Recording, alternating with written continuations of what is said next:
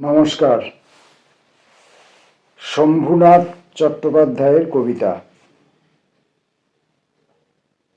আজকে কবিতা পড়ব ছায়া কালো দিন এই বইটি থেকে। ছায়া কালো দিন এই বইটি থেকে আমরা শম্ভুনাথ চট্টোপাধ্যায়ের কয়েকটি কবিতা পড়ব। আসুন। কালাপানি, ভ্রমণ স্মৃতি, 1960। ভয়াল সমুদ্রপথ, ঘন মসীকৃষ্ণ জলরাশি। কালাপানি যেন এক অন্য পৃথিবীর দৃশ্যজল। প্রথম দর্শনে জাগে রক্তহীন আতঙ্ক প্রবল। অস্থির বাতাসে কোনো চূর্ণরব সাপুরিয়া বাঁশি কুহকে ডেকেছে। তাই সহস্র সর্পের বিষফনা রৌদ্রজালে ছুটে এসে রূপ ধরে তরঙ্গমালার। গভীর সূর্যাস্তকালে ভয়ঙ্কর বিভীষিকাতার জলদৃশ্য মনে হয় প্রবাহিত রক্ত জলকণা। এই পথে দীপান্তর, স্বদেশ প্রেমের অপরাধে কত প্রাণ কারাগারে রেখে গেছে বিনষ্ট জীবন। আমরা ভ্রমণকারী, আত্মসুখী মূর্খ জনগণ। ভুলেছি গৌরব গাথা, একা শুধু ফাঁসি মঞ্চ কাঁদে। জানালার দৃশ্য থেকে। মন্ত্রী রেগেছেন। যাও, দারোগা বন্দুক আর কালো গাড়ি নিয়ে এখনই চন্দ্রকে সোজা তুলে এনে থানা ঘরে হাজতে ঢোকাও। স্পর্ধা কত দূর দেখো। সন্ধেবেলা মন্ত্রীর বাগানে মারে উঁকি। ঝাউ গাছে চুপি চুপি জ্যোৎস্না ফেলে টর্চের মতন। বিরোধী পক্ষের কোনো গুপ্তচর বুঝি? ওকে আদালতে ঝঞ্ঝাটে জড়াবো। তুমি সাক্ষ্য দেবে ওই হতভাগা সীমান্তে পাচার করে হিরে।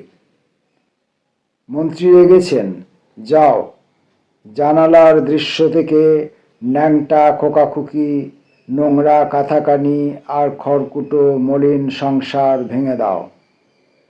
চন্দনা পাখির শীষ, নীল খাঁচা ধ্বংস করো বন্দুক উঁচিয়ে। দৃশ্যে রাখো রাঙা হাসি, বিকশিত যুবতীর স্তন। মন্ত্রীকে প্রসন্ন করো। ভয়াবহ এই গ্রহে মন্ত্রীর কি সামান্য প্রাণী ভাবো? হাসি মুখে রক্ত খায়, এমনকি শনিরও বুক ফালা করে চিরে।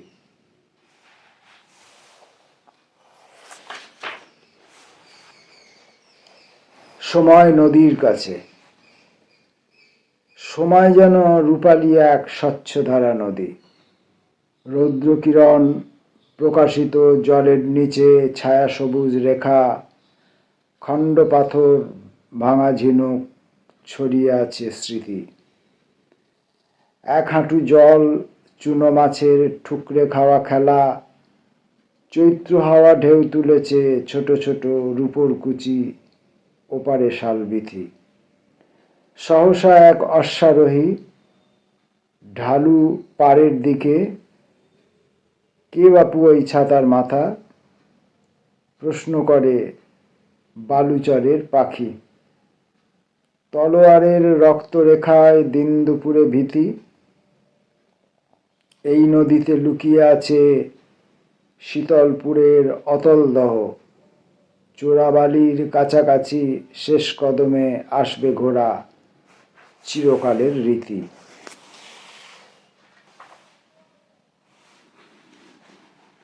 দিন বদল।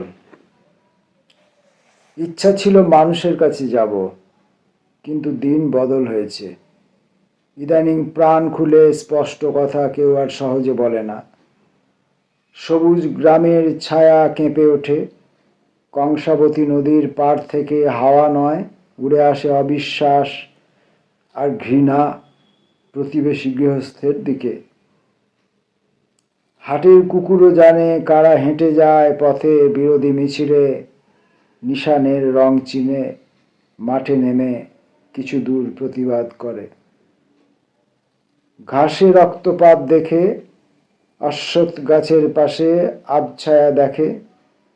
ইদানিং বড় বেশি সন্দেহ জেগেছে মনে, বুঝিবা এখানে এই গ্রামে আর কোনো রূপালী পূর্ণিমা চাঁদ ভালোবাসা উদয় হবে না।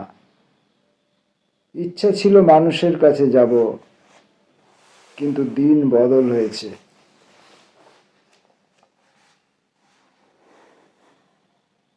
বিজন দুপুরে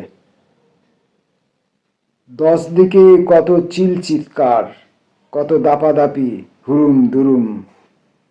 3 তলা বাড়ি, ফলের বাগান, সোনার দোকান, লক্ষ্মীর ঝাঁপি। আমি কি জিনিস, আমাকে চিনিস?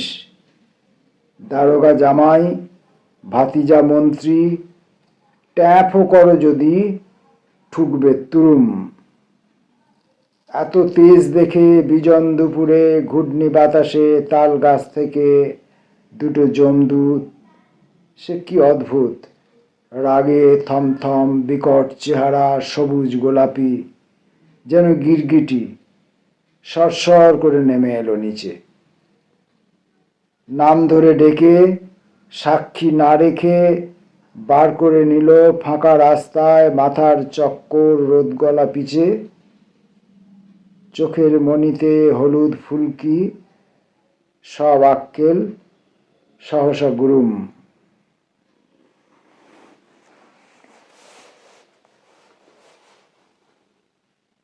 নীল শোভাযাত্রা। দুভরি স্বর্ণের দাম এত বেশি, অলংকারে কম কিছু পেলে। রাত্রি উপভোগ করে প্রত্যুষেই বধূ হত্যা করা যেতে পারে। জলের নিয়মে জল ধুয়ে দেবে অশ্রুরেখা, কিছু বা রক্তের রাঙাচুনি। তবু উলুধ্বনি দাও, নীল শোভাযাত্রা নিয়ে এসে গেছে ছদ্মবেশী খুনি। ঘোর অন্ধকারে যেন কাপালিক, দেখেছ হ্যাজাক বাতি জেলে। স্তব্ধ হাওয়া, নড়ে না গাছের পাতা, জ্যোৎস্না নেই কোথাও সংসারে। শম্ভু চট্টোপাধ্যায়ের কবিতা পড়ছি।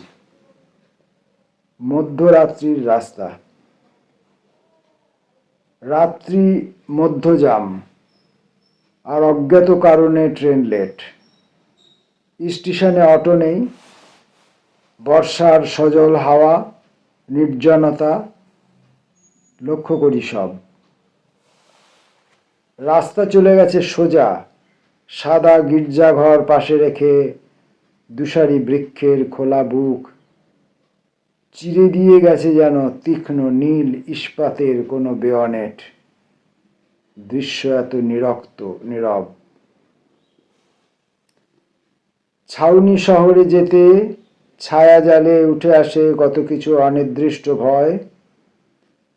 আলোর বুনন বেশ দূরে দূরে, রহস্য কুহেলি যাতে আরো ঘন হয়।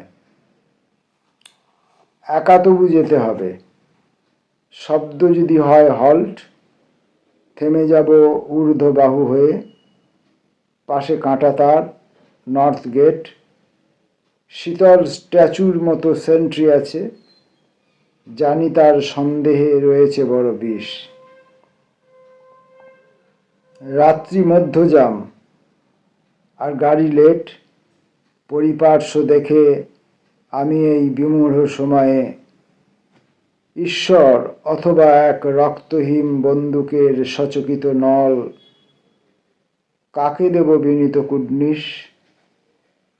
মলিন জ্যোৎস্নায় দেখি রাস্তা পড়ে আছে যেন নিহত সাপের সাদা পেট। আরেকটি কবিতা পড়ব, দিন বদলের দিন। অবশ্য এখন এই পোষমানা সুখী দিনগুলি সাদা বিড়ালের মতো কার্পেটে লাফিয়ে অপরূপ খেলা করে তোমার ঘনিষ্ঠ পদতলে। রাত্রিগুলি জানালার নীল আলো দেখে, কালো কোকিলের মতো উড়ে এসে সুরেলা ঝংকার দিয়ে ওঠে। চামেলির গন্ধ নিয়ে বাগানে পিছনে ঘোরে কৃতদাস হাওয়া। তবু কি রহস্য জানো, এই চিত্ররেখা আছে অস্পষ্ট অভ্যাসে। কে জানে কখন কবে অন্তরাল বনভূমি থেকে শিকারী বাঘের মতো অন্য একদিন দরজার কাছে এসে তোমাকে গম্ভীর ডাক দেবে। সচকিতে খুলে যাবে সশব্দ জানালা।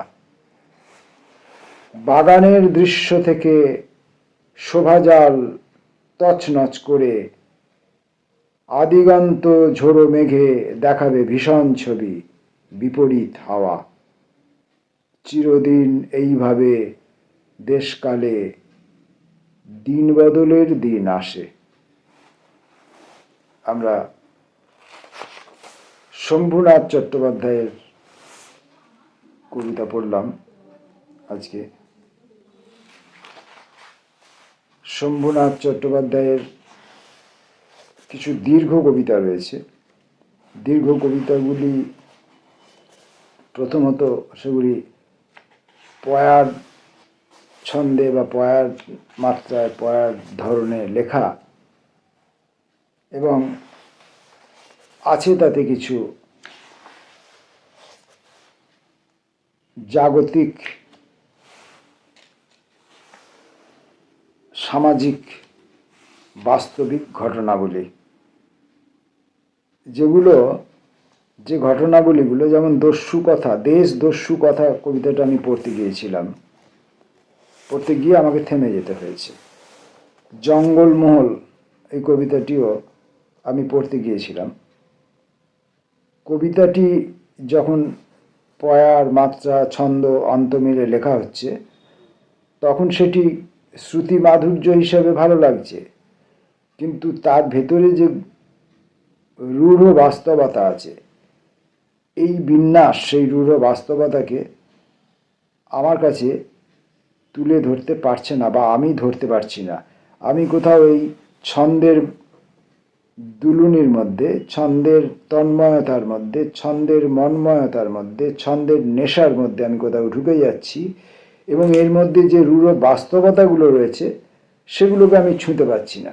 যেমন আমি আগের যে কবিতাটি পড়ছিলাম, দস্যু আছে নানা দিকে বহু বর্ণ সাজে, এই দেশকালে এই মূর্খের সমাজে, এ যুগে অপরাধী তীক্ষ্ণ বুদ্ধি ধরে, কোমরে মেশিন নিয়ে হম্বিতম্বি করে।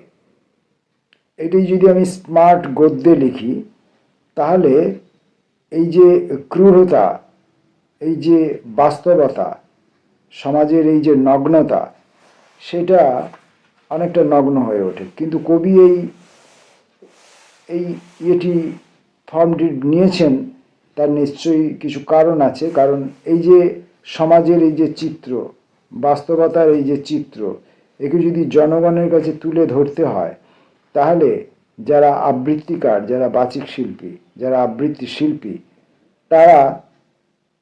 তাদের কণ্ঠ দিয়ে মানুষের কাছে পৌঁছাতে হবে।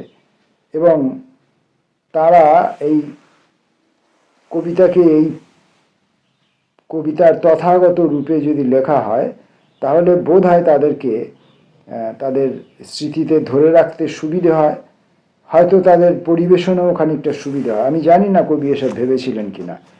যেমন জঙ্গলমহলের কবিতাটির একটি দুটি প্যারা পড়ি। রৌদ্র ধুধু চারিদিক, রুক্ষ রাঙা মাটি, শালবনে তপ্ত হাওয়া খেলছে কপাটি, জলকষ্টে ছাতি ফাটে নদী কত দূর, চলো যাই দেখে আসি গড়বন্দিপুর। এখন এই যে জলকষ্টে ছাতি ফাটছে, এই জলকষ্টে ছাতি ফাটার যে কষ্টটা, সেটা আমি এই কবিতাটা পড়ার সময় অনুভব করতে পারছি না, বা অনুভব করাতে পারছি না। অরণ্য পাহাড় আর মহুয়ার দেশে, পাষাণ প্রান্তর ভূমি দিকচক্রে মেশে, বনপথে রহস্যের জটিল আভাস, সেই বৃত্তে আছে কিছু মনুষ্যের পাশ। আমি তো পাঠ করছি, পরিবেশন করছি না বা ব্যাখ্যা করছি না, আমি তো বিশ্লেষক নই। আমি প্রাবন্ধিক নই, আমি অধ্যাপক নই, আমি শুধুমাত্র পাঠক। এবং আমি যখন পাঠ করছি, পাঠের সময় আমার রাঙামাটি, কপাটি, কত দূর, বন্দিপুর, দেশে মেশে, আবাস বাস, এই ঝোঁকের দিকে আমার গতি চলে যাচ্ছে। কবিতাটার মধ্যে যে রূঢ় বাস্তবতার কথা বলা হয়েছে, যে যন্ত্রণার কথা বলা আছে, যে বঞ্চনার কথা বলা আছে, সেখান থেকে আমার মন কোথাও সরে যাচ্ছে। অর্থাৎ আমি কবিতাটাকে ঠিকমতো ছুঁতে পারছি না, কবিতার মধ্যে আমি ঠিকমতো করে ঢুকতে পারছি না। তাই আমি এই কবিতাগুলো পড়তে পারিনি। আবার দেখুন, টাকারা টুম টাকারা টাম, এই নামের একটা কবিতা আছে।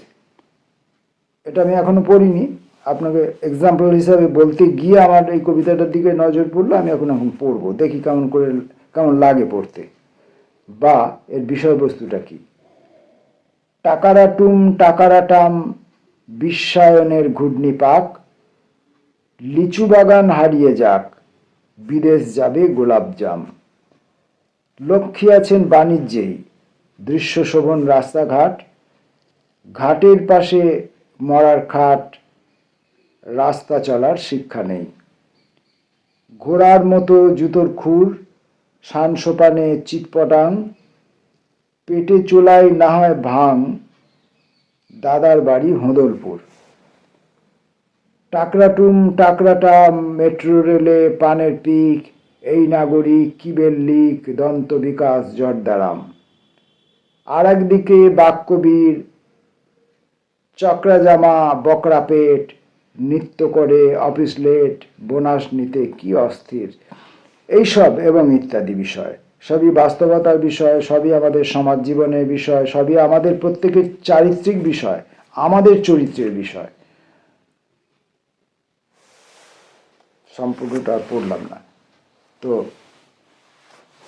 আমরা আজকে যে কবিতাগুলো পড়লাম, ছায়া কালো দিন এই কাব্যগ্রন্থটি থেকে পড়লাম।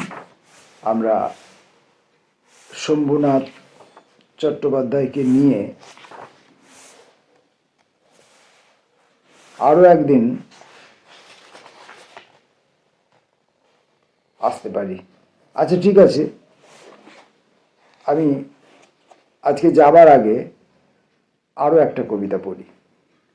কত মানুষ! আমার এই ধরনের কবিতার যে ভাষা, এই ধরনের যে কবিতার যে বিন্যাস এবং বিষয়বস্তুকে স্পষ্টতর করে তুলতে সাহায্য করে, মানুষের কাছে পৌঁছে দেওয়াটা খুব সহজ হয়ে ওঠে আমার পক্ষে। তাই আমার এগুলো খুব ভালো লাগে। কত মানুষ!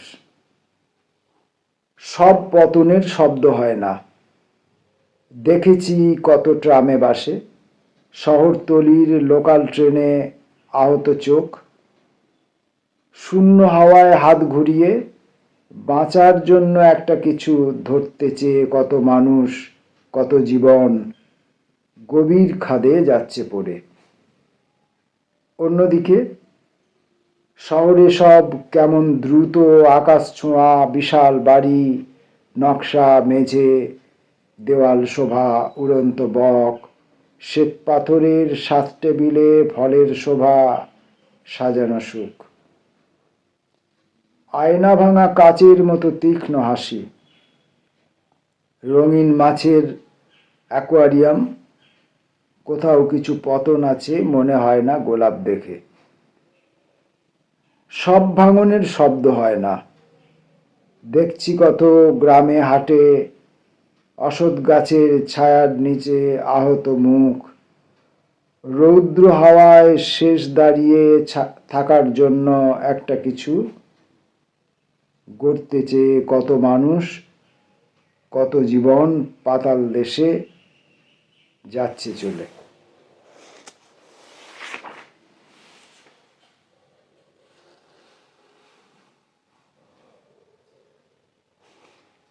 আর একটা কবিতা শুনতে ইচ্ছা করছে, খুব ছোট,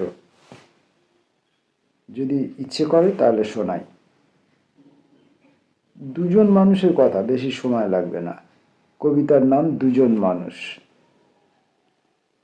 গ্রীষ্মের দুপুরে দূরে সিনেমা হলের ছায়া নীল, অন্ধকারে যেতে চায় একজন শীততাপ সুরভিত দেশে, যেখানে সাজানো আছে আইসক্রিম, কোকাকোলা, সুগন্ধ লেমন, কামনার রূপরেখা, দেওয়ালে যুবতী স্তনচ্ছবি।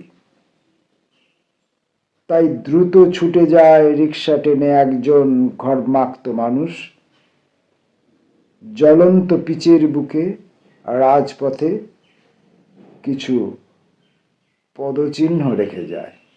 দেখুন, যিনি সিনেমা দেখতে যাচ্ছেন তার কথা, আর তাকে যে রিক্সাওয়ালা, রিক্সার বাহক যে তাকে টেনে নিয়ে যাচ্ছে তার কথা। এত কম কথায় এত স্পষ্ট ছবি আপনি যে কোনো শহরের, একটা ঝকঝকে শহরের বুকে, কলকাতাকেই ধরতে হবে তার কোনো মানে নেই, যে কোনো ঝকঝকে একটা শহরের বুকে একজন সিনেমা হলে যাচ্ছে, সিনেমা হলে কী কী আছে তার সব বিবরণ এখানে দেওয়া আছে, এবং চূড়ান্ত বিবরণ যেটি হলো সেটি হচ্ছে যুবতী স্তনের ছবি। এটি দেখার জন্য একজন ছুটে যাচ্ছে, এটাই তার টার্গেট, এটাই তার লক্ষ্য, এটাই তার চাওয়া, এটাই তার পাওয়া, তার জন্যে তার যা কিছু লাগে সে খরচ করবে। আর একজন, সে তার জীবনকে বাঁচাবার জন্যে, তার নিজের এবং তার প্রিয়জনদের, আত্মজনদের জীবনকে বাঁচাবার জন্যে, লড়াইয়ে টিকে থাকবার জন্যে ওই ব্যক্তিকে রিকশায় টেনে বয়ে নিয়ে যাচ্ছে, এবং তার পায়ের ছাপ ওই শহরের রাস্তার উপরে ফুটে থাকছে। নমস্কার।